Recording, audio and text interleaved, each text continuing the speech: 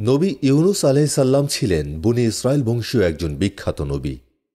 তিনি নবী ঈসা আলাইহিস সালামের প্রায় ৮০০ বছর আগে জন্মগ্রহণ করেছিলেন। ইতিহাস থেকে জানা যায় তার পিতার নাম ছিল মাত্তা। হযরত ইউনুস আলাইহিস সালাম নিজের ধর্মপরায়ণতা, চারিত্রিক গুণে আল্লাহ তাআলার অনুগ্রহ লাভ করেছিলেন। আল্লাহ তাআলা তাকে নবী হিসেবে অভিষিক্ত করে নিনেভা নগরের অধিবাসীদের ধর্মপথ দেখাতে নির্দেশ দেন। মেসোপটেমিয়া, যা বর্তমানে ইরাক নামে পরিচিত, তার দক্ষিণ অংশে অ্যাসিরিয়া নামক একটি বড় রাজ্য ছিল। নিনেভা ছিল এই অ্যাসিরিয়ার রাজধানী ও সবচেয়ে বড় নগরী। অ্যাসিরীয় সভ্যতায় বাণিজ্যের কেন্দ্রবিন্দু নিনেভা পরিচিত ছিল নিনুয়া নামেও। নিনেভা সে সময়ে একটি বিখ্যাত ও সমৃদ্ধশালী নগরীরূপে বিশেষ প্রসিদ্ধি লাভ করেছিল। তৎকালীন আধুনিক নগর নিনেভায় শ্বেত পাথরে তৈরি বড় বড় দালান কোঠা ও রাজপথের দুদিকে সারি সারি ফল ও ফুলগাছের সমারোহ ছিল। দূরের ও কাছের দেশ থেকে লোকেরা এখানে ব্যবসা ও ভ্রমণের উদ্দেশ্যে ভিড় করত। রাজপথ লোকের কলকুঞ্জনে মুখরিত হয়ে থাকত। শিল্পকলায়ও তারা অনেক সুনাম অর্জন করেছিল। নিনেভার লোকেরা সব দিক দিয়েই বেশ সচ্ছল ছিল, কিন্তু দুঃখের বিষয় তারা আল্লাহ সুবহানাহু ওয়া তাআলার নির্দেশিত পথ থেকে বহু দূরে সরে গিয়েছিল। তারা বিভিন্ন ধরনের মূর্তি পূজা করত আর শুধু নিজেদের নিয়েই ব্যস্ত থাকত। কাউকে সাহায্য করা বা কারো মঙ্গল সাধন করার কথা তারা কখনোই ভাবত না। নিনেভা নগরী তখন পাপে ডুবে গিয়েছিল। বর্ণিত আছে হযরত ইউনুস আলাইহিস সালাম ২৮ বছর বয়সে নবী নির্বাচিত হলেন। তিনি স্পষ্ট বুঝতে পারলেন যে এতদিন পর্যন্ত নিনেভাবাসীরা আল্লাহ তাআলার পথে চলবার মতো সঠিক কোনো উপায় খুঁজে পায়নি। এখন তাদের এতদিনের বদ অভ্যাস বদলানো বেশ কঠিন কাজ হবে। তরুণ নবী ইউনুস আলাইহিস সালাম উদ্যম ও আশা নিয়ে আল্লাহ সুবহানাহু ওয়া তাআলার আদেশ পালনে উদ্যোগী হলেন। সে সময়ে নিনেভায় দারাকিন নামক এক কাফের রাজা রাজত্ব করত। নিনেভা নগরীতে উপস্থিত হয়ে নবী ইউনুস আলাইহিস সালাম রাজা দারাকিনের দরবারে এলেন। এসে অত্যন্ত বিনীত অথচ দীপ্ত কণ্ঠে রাজাকে বললেন, মাননীয় রাজা বাহাদুর, আপনি আমার অপরাধ নেবেন না। আমি একটি সত্য কথা বলতে এখানে এসেছি, এবং তা হচ্ছে আল্লাহ সুবহানাহু ওয়া তাআলা ছাড়া আর কোনো উপাস্য নেই। আমি তার প্রেরিত নবী। আপনাকে অনুরোধ করছি, মূর্তি পূজা ছেড়ে আপনারা আসল বিশ্বস্রষ্টা ও প্রতিপালকের উপাসনা করুন।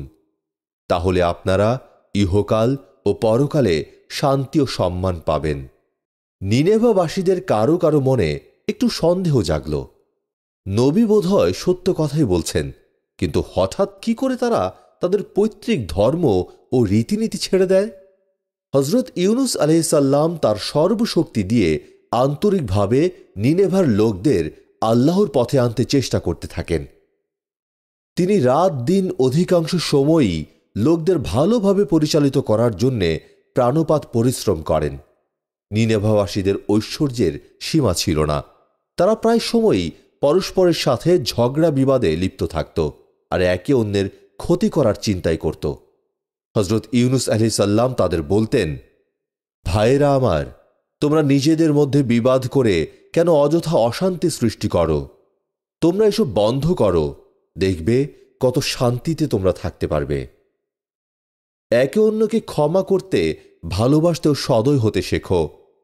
আর একটা বিশেষ অনুরোধ, তোমরা মিথ্যে অলীক উপাসনা ছেড়ে দিয়ে এই পৃথিবী, আসমান সমূহ ও যাবতীয় প্রাণী যিনি সৃষ্টি করেছেন একমাত্র সেই স্রষ্টা মহান আল্লাহ সুবহানাহু ওয়া তাআলার ইবাদত করো। তিনি অনেক দিন অনেকভাবে নিনেভাবাসীদের পবিত্র জীবন যাপন করতে উপদেশ দেন আর আল্লাহ সুবহানাহু ওয়া তাআলার একাত্মতা প্রসঙ্গে তাদের বোঝান। হযরত ইউনুস আলাইহিস সালাম এভাবে নিনেভাবাসীদের ৪০ বছর ধরে সরল পথে আনবার জন্যে নানাভাবে চেষ্টা করেছিলেন, কিন্তু তাঁকেও তার পূর্ববর্তী নবীদের মতো অধার্মিক লোকদেরকে ধর্মের পথে আনতে খুবই বেগ পেতে হয়েছিল। নিনেভাবাসীরা তার কথার কোনো রকম গুরুত্বই দিত না। নবী যখন ধর্মের কথা, ভালো আচরণ, ক্ষমা, দয়া এসব প্রসঙ্গে বলতেন, লোকেরা অবজ্ঞা ভরে তাকে পাশ কাটিয়ে চলে যেত। নবী কিন্তু তাতে দমে যেতেন না। তিনি নতুন উদ্যমে অত্যধিক বিনীতভাবে তাদের সত্যের পথে আসবার জন্য আহ্বান জানাতেন। হজরত ইউনুস আলাইহিস সালামের বিশ্বাস করতে কষ্ট হতো যে এই লোকগুলো মহান আল্লাহ তাআলার গৌরব সম্বন্ধে এত অন্ধ কি করে হতে পারছে।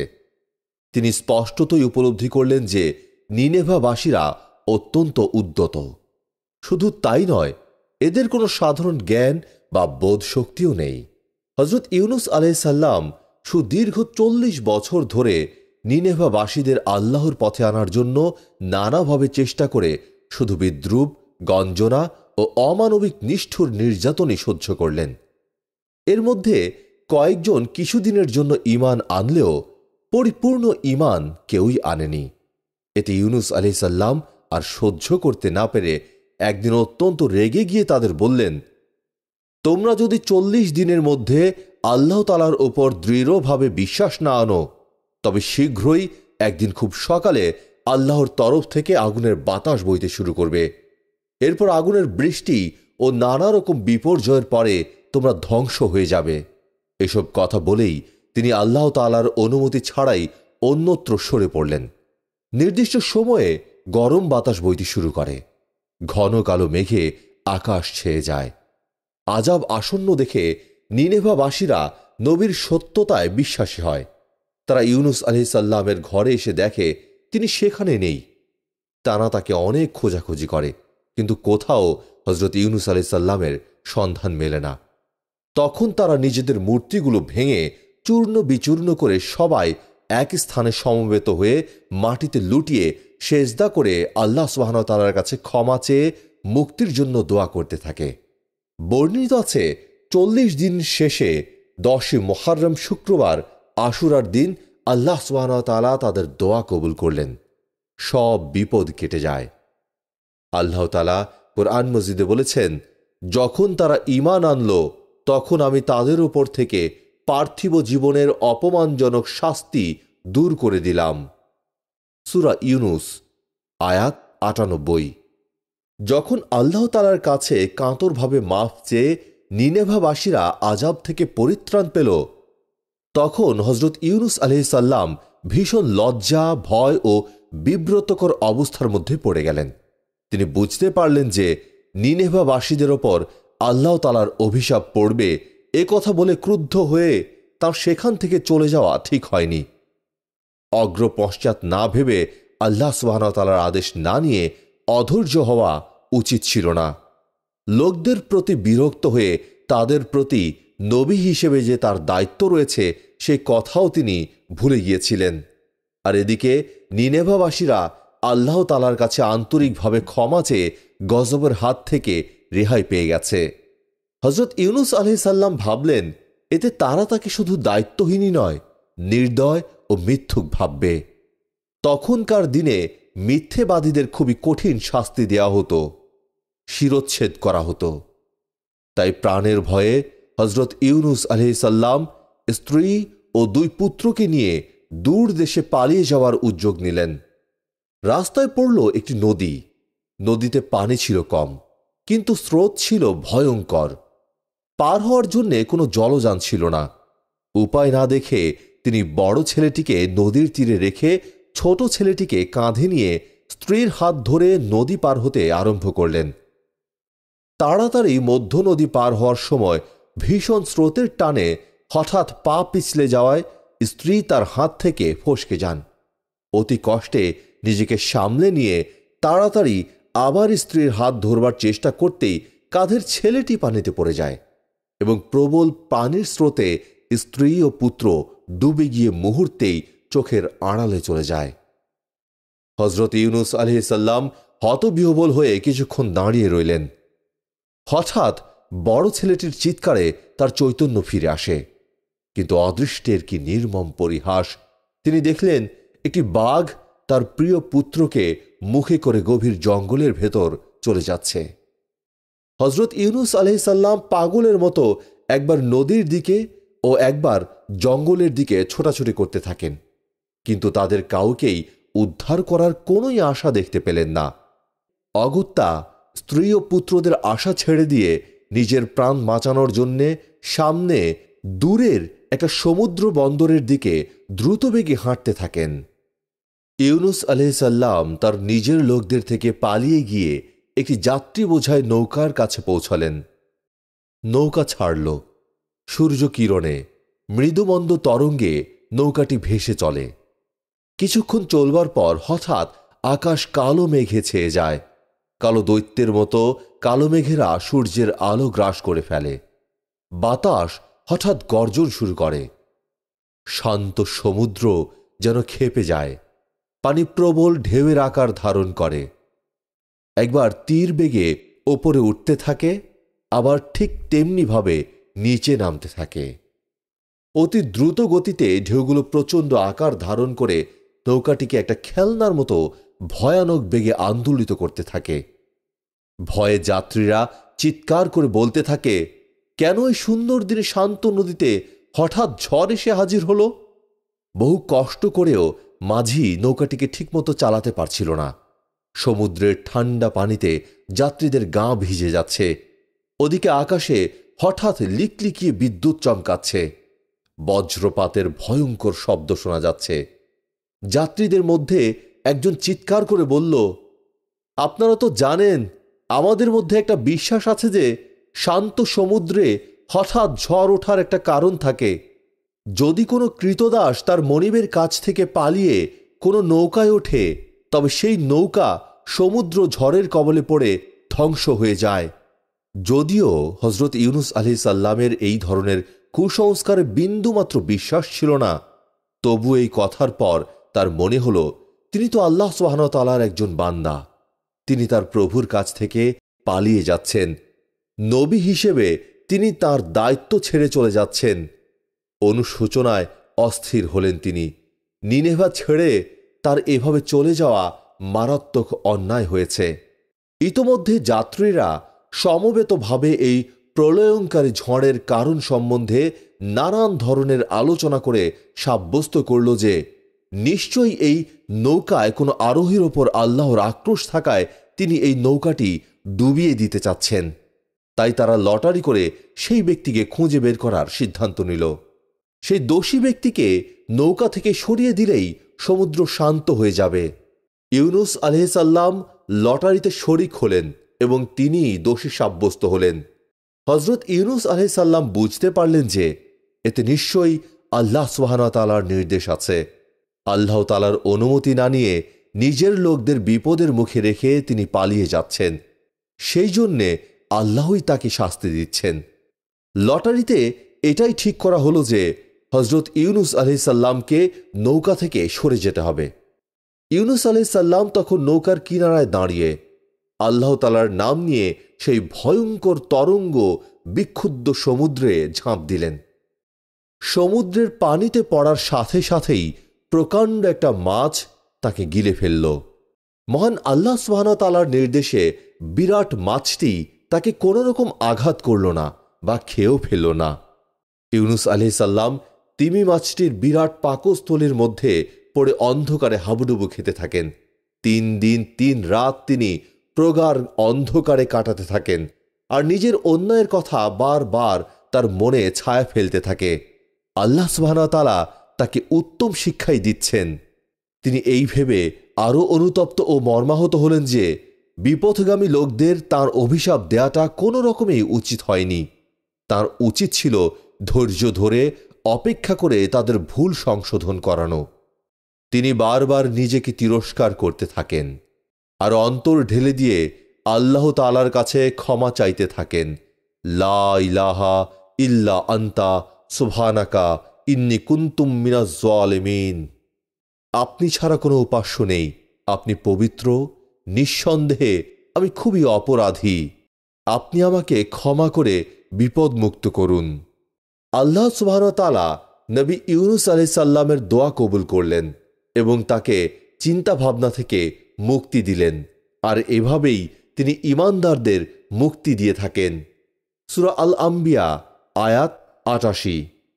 নবী ইউনুস আলাইহিসসালাম যদি আন্তরিকভাবে আল্লাহর নাম না নিতেন তবে তিনি মাছটির উদরে কিয়ামত পর্যন্ত অবস্থান করতেন।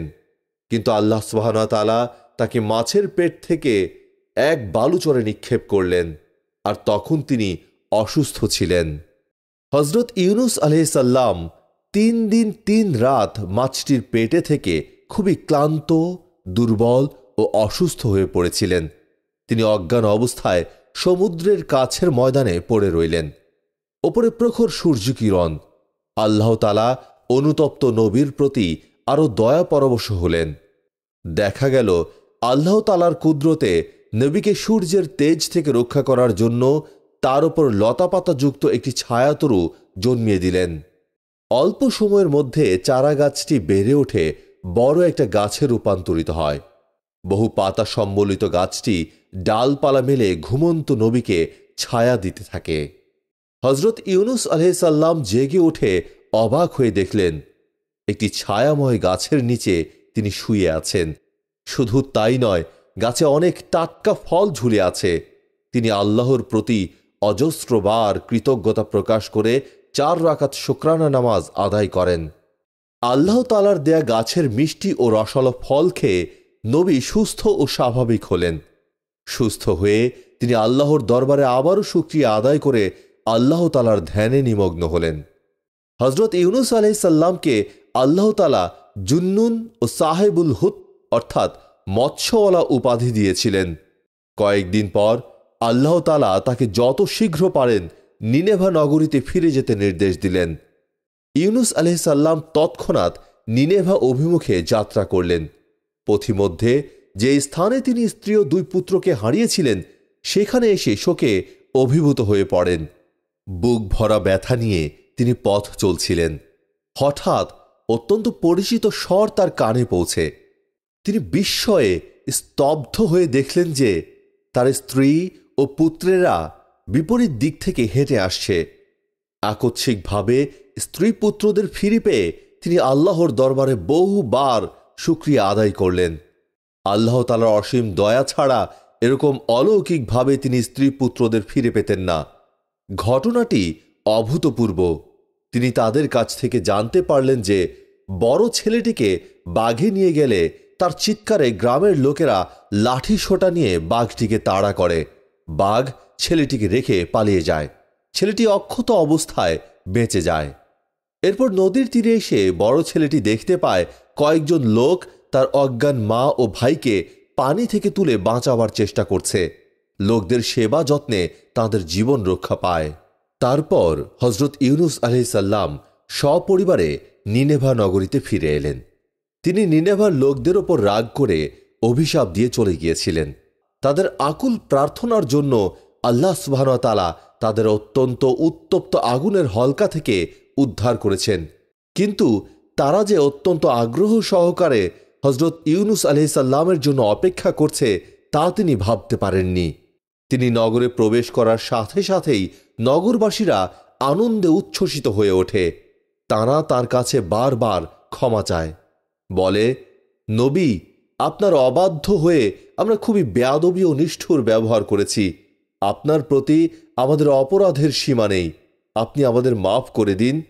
ইউনুস আলাইহিস সালাম তাদের জড়িয়ে ধরেন আর মনে মনে ভাবেন, ওহ, আল্লাহর অসীম দয়া যে তিনি তাদের মাফ করে দিয়ে সরল পথে চলবার সুযোগ করে দিয়েছেন। নবী নিজের অগ্রপশ্চাৎ বিবেচনা না করে যেভাবে তাদের ওপর আল্লাহ তাআলার ধ্বংস আসছে বলে রেগে নিজের দায়িত্ব পালন না করেই চলে গিয়েছিলেন, সেসব কথা মনে পড়ে যায়। আর তাতে তিনি মনে মনে খুবই লজ্জিত ও অনুতপ্ত হন। তিনি প্রতিজ্ঞা করলেন যে ভবিষ্যতে তিনি আর কখনো ধৈর্যহারা হবেন না ও ধীর স্থির না হয়ে কোনো কাজের সিদ্ধান্ত নেবেন না। হজরত ইউনুস আলাইহিস সালাম আল্লাহ তাআলার দরবারে অজস্রবার কৃতজ্ঞতা প্রকাশ করেন আর তার কাছে এই সৎ পথে ফিরে আসা লোকদের ভালোভাবে পরিচালনা করার জন্যে ধৈর্য, সহিষ্ণুতা, শক্তি ও তার নির্দেশ কামনা করেন। নিনেভায় আল্লাহ তাআলার বাণী ব্যাপকভাবে প্রতিষ্ঠিত হয়।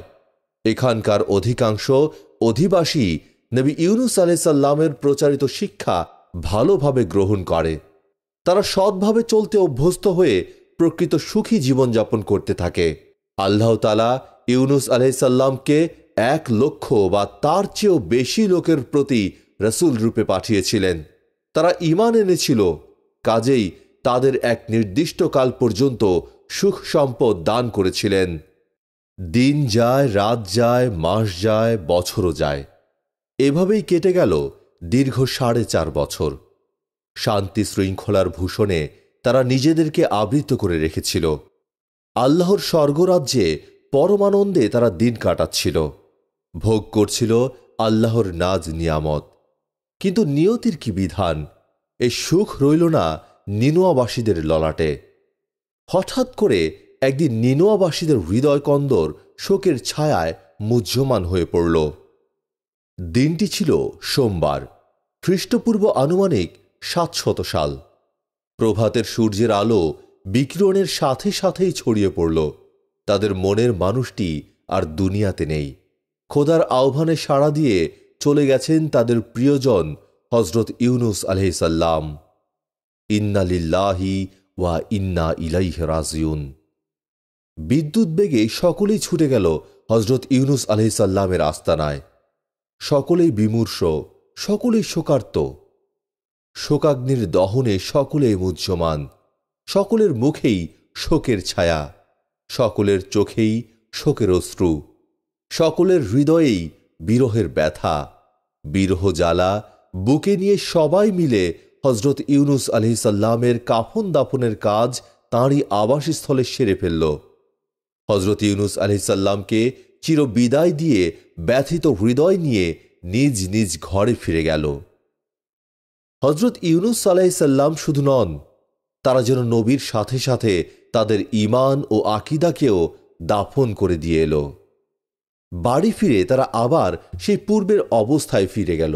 নিজ নিজ ঘরে আবারও মাটির মূর্তি গড়তে লাগল। শুরু করে দিল মূর্তি প্রতিমার পূজা অর্চনা। অন্যায়, অত্যাচার, অশ্লীলতা, অশালীনতার অঙ্কুর আবারও ফুটে উঠতে লাগল। এক কথায় তারা আবারও সেই পূর্বাবস্থায় ফিরে গেল। নিনুয়ায় পাপ কাজ যখন চরমে ওঠে, তখন আল্লাহ সুবহানাহু ওয়া তাআলার রোষানলে পতিত হয় নিনুয়াবাসী। শুরু হয় ধ্বংসলীলা, যার ফলে পৃথিবীর মানচিত্র হতে হারিয়ে যায় নিনুয়া শহর।